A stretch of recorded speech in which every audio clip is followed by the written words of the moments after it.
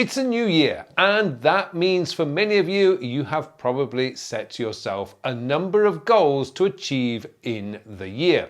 Now, the thing is, there are two types of goals. One is actually quite simple to do, the other one is a little bit more complex. And what I want to do in this video is to explain what those two types of goals are and to share a few tips with you so that you can give yourself every possible chance to stay focused and remain on course to achieve your goals. Let's start off with the two types of goals. There are what I like to call objective goals and subjective goals. Now, taking objective goals first, an objective goal is probably the simplest goal that you can set for yourself. Now, these goals typically would include saving an X amount of money, or losing a certain amount of weight, or getting yourself fit. They're trackable and you have complete control over how you achieve this goal. Nobody else is involved, it's just you and your goal, plus a little bit of time because obviously you've got to take action. And then there is the second type of goal. These are what I call the subjective goals because they involve a third party, another person. For example, a goal such as getting a promotion at work or perhaps finding a girlfriend or boyfriend. There's a lot that you can do that's going to influence this goal, but because other people are involved, it generally means that you have very little control in terms of the outcome of the goal. These goals are actually much harder to achieve, but still there are things that you can do on a regular basis that is going to increase your chances of being successful with these goals. Now, here comes the crux of the issue. There are two things or two types of tools that you can use in order to keep you on track with your goals. You can use a task manager or you could use your calendar.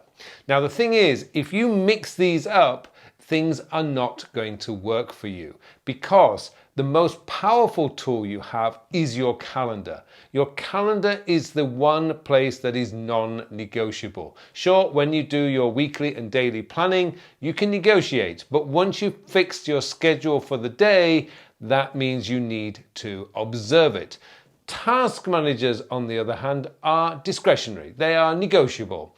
You know, you don't have to do every single task in your task manager each day.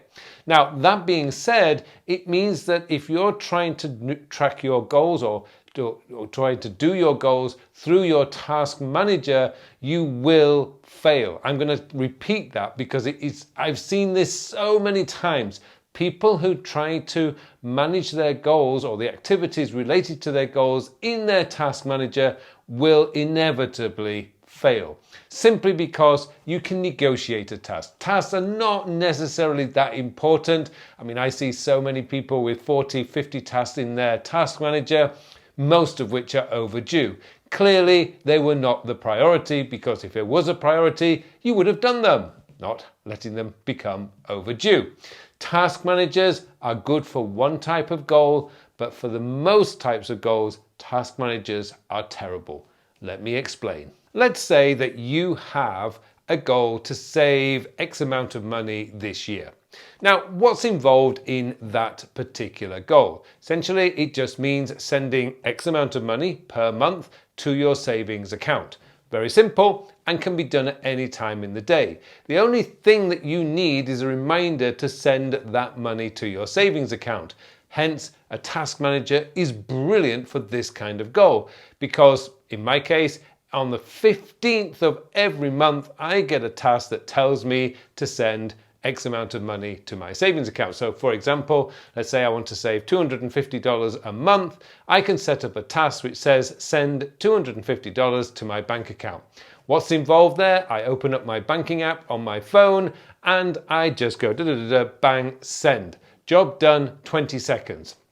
That kind of task straight into your task manager, brilliant. That's where task managers are fantastic. For those little activities that you just need to do at some point in the month or week and job is done. Another one that you may want to do is like the daily planning. Now, if you are flexible with daily planning, sometimes you do it in the morning, sometimes you do it in the evening, and you want to be consistent with that throughout the year, yeah, okay, a task manager will do. Although generally speaking, things like planning are generally better on your calendar. So what type of goals will go on your calendar? Well, things like exercise or losing weight. In order to lose weight, there are two things involved. You need to increase your activity and reduce your food intake. Now, I know there's a bit more science involved in the decreasing the food intake, but on the whole, this is generally the way that we would lose weight. Certainly it's the way that it works for me,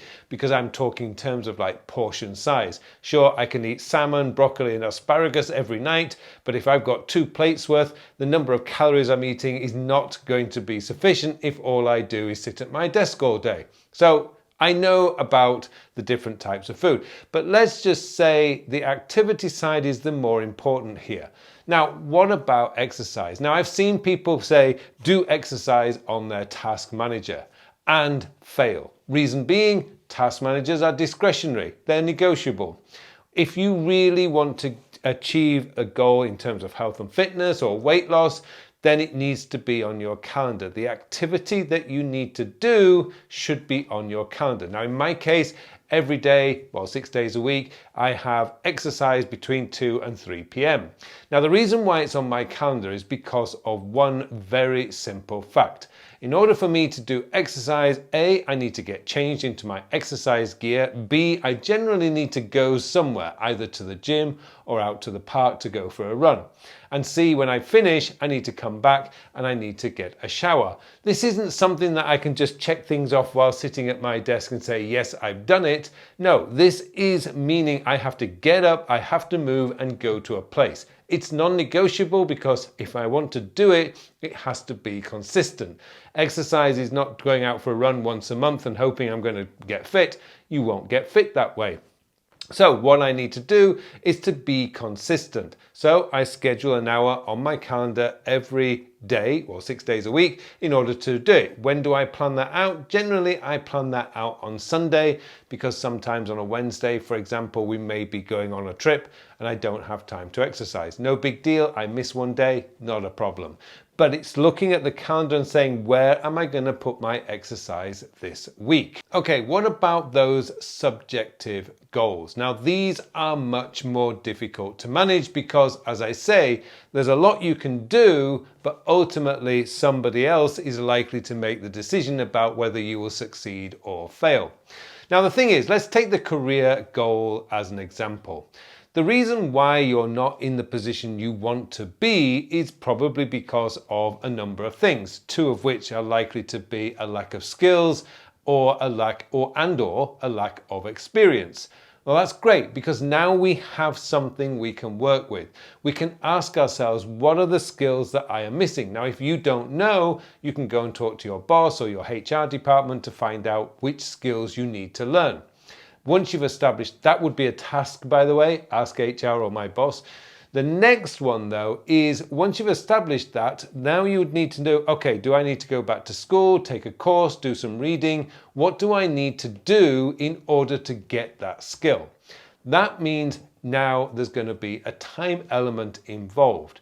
Now, I work with a lot of people, and I work with people from various different backgrounds.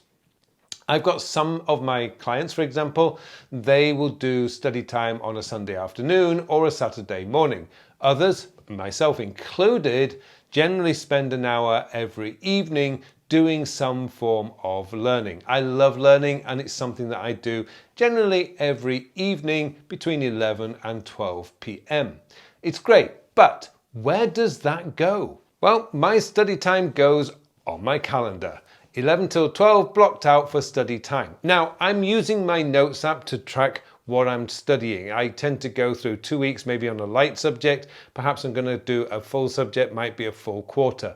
But either way, all I've got is study time on my calendar. My notes app, I have a self-development folder, is telling me what I'm studying, but it's pretty obvious because I'm doing this every day until it's finished, and then I can maybe take a break and try something else in a couple of weeks' time. But either way, it goes on my calendar because the golden rule in terms of productivity is what goes on your calendar gets done. The mechanics of achieving goals is not really that difficult. Most of it just means you need to find time. Where do you find your time? You look on your calendar. Your calendar never lies. The difficulty with setting goals and achieving goals is on the discipline side. This is why you want to avoid putting stuff in your task manager. Remember, your task manager is discretionary. It's negotiable because that's where we tend to say, oh, I haven't got time to do that today, I'll do that tomorrow, or I can bring that forward because that really needs to be done today. That's what a task manager is all about. The calendar is where you fix things. It's where you anchor your day, your week, your month, your quarter. It's the calendar that's going to tell you if you have the time to achieve the goals that you want to achieve this year. It's really the best way to do it. And it doesn't matter whether you're using Google Calendar, Outlook Calendar, or Apple Calendar. You can use any tool to do this, and it's brilliant. Task managers, Apple Reminders, Todoist, Tick, whatever it is that you want to use, those are great for dealing with the little things, the ones that you just need that little reminder to do every month. Now, if you want to learn more about how I have planned this year, then this video up here will help you and will show you how I've used my task manager to plan out my year.